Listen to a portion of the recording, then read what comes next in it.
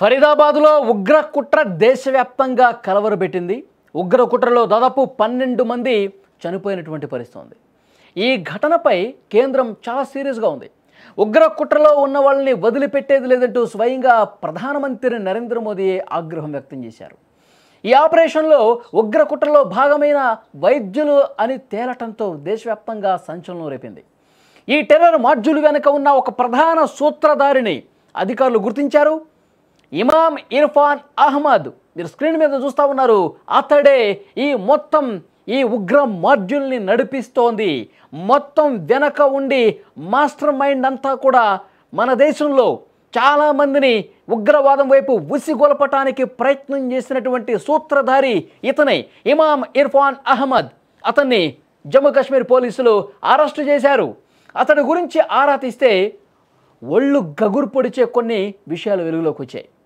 ఇర్ఫాన్ది జమ్మూ కాశ్మీర్లోని షోపియాన్ ప్రాంతం. వైద్య విద్యార్థులకు ఉగ్రవాద భావజాలాన్ని నూరిపోయటంలో కీలక పాత్ర పోషించాడు ఇతను. అతడు శ్రీనగర్లోని ప్రభుత్వ వైద్య కళాశాలలో పారామెడికల్ సిబ్బందిగా పనిచేశాడు.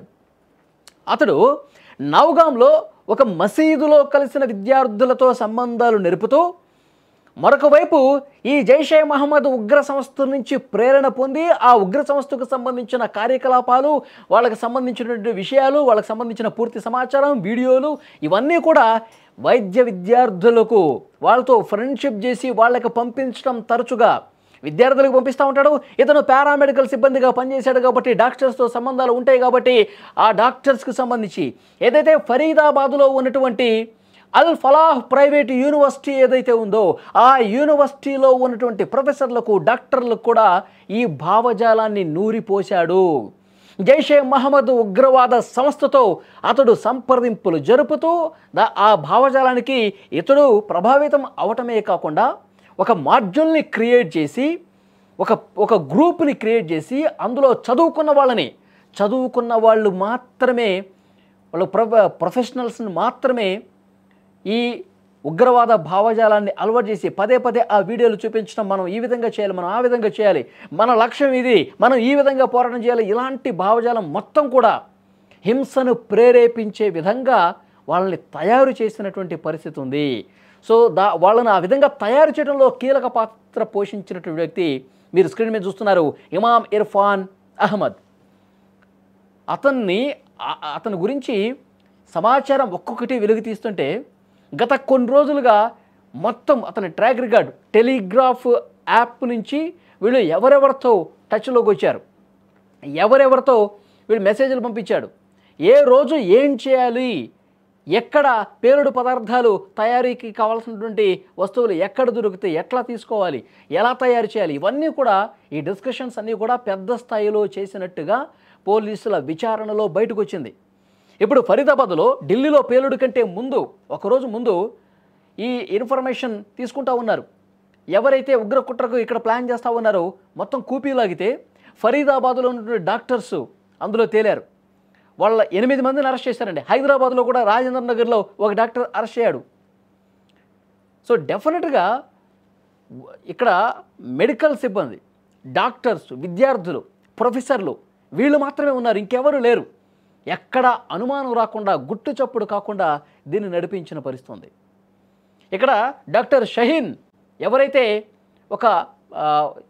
మీరు స్క్రీన్ మీద చూస్తూ ఉన్నారు, ఈ ఢిల్లీ పేలుళ్లలో అసలైన సూత్రధారి, ఫైనాన్షియల్గా వ్యవహరించిందంట. డబ్బులు ఖర్చు పెట్టడం, పేలుడు పదార్థాలకు సంబంధించిన వస్తువులు తీసుకురావటం, గన్స్, పిస్టల్స్, వీటన్నిటికీ ఫైనాన్షియల్గా ఉన్నది ఈ డాక్టర్ షహీన్. ఈ విషయం కూడా బయటకు వచ్చింది. సో డెఫినెట్గా చాలా కీలకమైనటువంటి విషయాలు బయటకు వస్తున్నాయి. ఇప్పుడు ఆ ఇమామ్ ఇర్ఫాన్ అహ్మద్ను కూడా అరెస్ట్ చేసిన తర్వాత వీళ్ళు ఎన్ని రోజులుగా ఈ ప్లాన్లు చేస్తా ఉన్నది కూడా బయటకు వచ్చింది.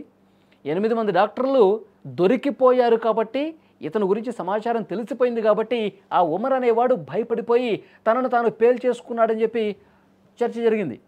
ఆ ఢిల్లీలో కారు బాంబులో కూడా పెద్ద ఎత్తున పేలుడు పదార్థాలు పెట్టి పేల్చేసుకున్నాడు. 12 మంది చావుకి కారణమయ్యాడు. నేను ఎలాగో దొరికిపోయే ముందు ఏదో ఒకటి చేయాలి కదా, ఆ ఉద్దేశంతో అలాంటి ఒక ఉగ్ర మనస్తత్వంతో చేసినట్టుగా తెలుస్తోంది. డెఫినెట్గా జైషే మహమ్మద్ ఉగ్రవాద సంస్థ మన దేశం మీద ఎంత ఫోకస్ పెట్టిందనేది కూడా అర్థమవుతుంది. వాళ్ళంత సీరియస్గా ఫోకస్ పెట్టకపోతే ఇలాంటి ప్రొఫెషనల్స్ని జైషే మహమ్మద్ గ్రూపులో జాయిన్ చేసుకోవడం, ఒక స్పెషల్ మాడ్యూల్ని తయారు చేయడం, ఈ స్పెషల్ మాడ్యూల్లో ఇక్కడ ఉన్నటువంటి వాళ్ళతో నేరుగా సంప్రదింపులు జరిపి పేలుళ్లకు ప్లాన్లు గీశారంటే ఇది ఎంత లోతుకి వేళ్ళూనికిపోయిందో కూడా అర్థమవుతుంది. కాబట్టి దీన్ని వెంటనే కట్ చేయాల్సినటువంటి అవసరం ఉంది. అసలు ఆ జైషే మహమ్మద్ ఉగ్రవాద సంస్థ చీఫ్ మసూద్ అజర్ని లేపేస్తే కానీ మన దేశానికి ప్రశాంతత ఉండదు అని చెప్పి మన పాలకులు భావిస్తూ ఉన్నారు. ప్రజెంట్ హై లెవెల్ మీటింగ్స్ కూడా దీని మీదే ఎక్కువగా జరుగుతూ ఉన్నాయి.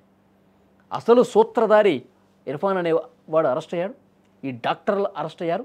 ఇంకా ఈ డాక్టర్లకి కింద స్థాయిలో ఎవరు పనిచేస్తూ ఉన్నారో కూడా కూపీ లాగుతూ ఉన్నారు. గత సంవత్సర కాలంగా జనవరి నుంచి ప్లాన్ మొదలు పెట్టారంటండి. పేలుడు పదార్థాలు ఎక్కడెక్కడ దొరుకుతాయి సెర్చ్ చేయటం, దాన్ని ఏ విధంగా తయారు చేయటం. ఫరీదాబాద్లో ఇడు ముజమ్మిల్ షకీల్ అని అరెస్ట్ అయ్యాడు ఒక డాక్టరు. వాడు ఫరీదాబాద్లో అల్ఫలాహ్ యూనివర్సిటీలో ఉంటూ 2 ఇళ్ళు అద్దెకి తీసుకుని ఆ 2 ఇళ్లలో కూడా పెద్ద ఎత్తున పేలుడు పదార్థాలు ఉంచాడు. ఆ 2900 కిలోల పేలుడు పదార్థాలు మొన్న స్వాధీనం చేసుకున్నది పోలీసులు అదే. కాబట్టి ఇలాంటి ఒక భయంకరమైనటువంటి వాస్తవాలు బయటకు వస్తున్నాయి. ఈ ఢిల్లీది జస్ట్ శాంపిల్ మాత్రమే. వాళ్ళు దొరకకపోయి ఉంటే గనక మొన్న ఆ 8 మంది డాక్టర్లు అరెస్ట్ కాకుండా ఉంటే పెద్ద ఎత్తున పేలుళ్ళు జరిగేవి. వాళ్ళు హైదరాబాద్లో ప్లాన్ చేశారా? రాజేంద్రనగర్లో ఒక డాక్టర్ దొరికాడంటే వాడు హైదరాబాద్లో ఎక్కడెక్కడ రెక్కి నిర్వహించాడో, ఎక్కడెక్కడ బాంబు పెడదామని చెప్పి ప్లాన్ చేసుకున్నాడో పోలీసులకి షాకింగ్ వాస్తవాలు బయటకు వస్తూ ఉన్నాయి.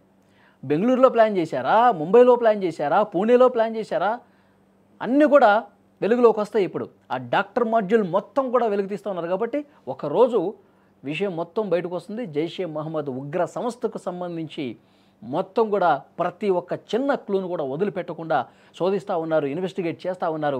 ఎన్ఐఏ చేతికి ఇప్పుడు ఇన్వెస్టిగేషన్ వచ్చింది. ఆ ఎన్ఐఏ కూడా క్లియర్గా ప్రతి ఒక్క చిన్న అనుమానాన్ని కూడా వాళ్ళు వెలికి తీసి శోధిస్తూ ఉన్నారు. వాస్తవాలు త్వరలోనే బయటకు వస్తాయి. జైషే ఉగ్రవాద సంస్థ జైషే మహమ్మద్ సంస్థని నామరూపాలు లేకుండా నాశనం చేయాలని చెప్పి మన భద్రతా బలగాలకు అతి త్వరలోనే ఆదేశాలు వెళ్ళబోతున్నాయి. ఆపరేషన్ సింధూర్ 2.0 అతి త్వరలోనే చూసే అవకాశం అయితే కనిపిస్తోంది.